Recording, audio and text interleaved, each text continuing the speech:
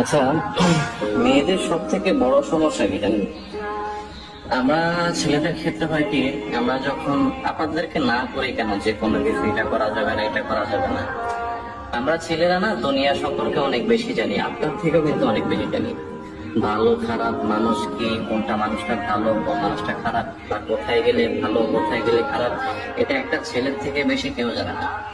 যখন আমরা একটা মেয়েকে এই জিনিসগুলো বলতে যাই যে হ্যাঁ এখানে যাওয়া যাবে না, এখানে যাওয়া যাবে না, তারা মনে করে যে তাদের ফ্রিডমটা আমরা নিয়ে নিচ্ছি, তাদের স্বাধীনতা আমরা নিয়ে নিচ্ছি। সে বলে হ্যাঁ আমি এটা করতে পারবো না কেন, ওইটা করতে পারবো না কেন।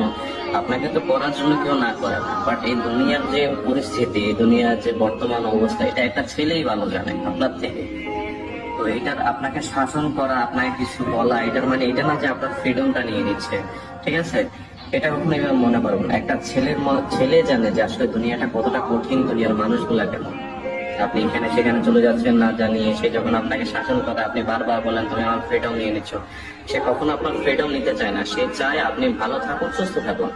এই জন্য আপনাকে শাসন করে যাতে দুনিয়ার এই প্যাচের মধ্যে আপনি না পড়েন।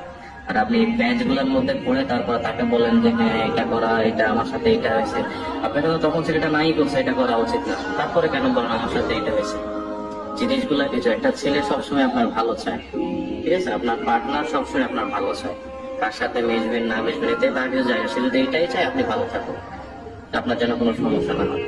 এই এই কেয়ারিং গুলোকে কখনো এটা মনে করবেন না যে আপনার ফ্রিডম সে নিয়ে নিচ্ছে বা এক্সেপ্ট এত কিছু, ঠিক আছে? একটা ছেলে সবসময় আপনার ভালোই চায়, বিশেষ করে আপনার প্রিয় মানুষ।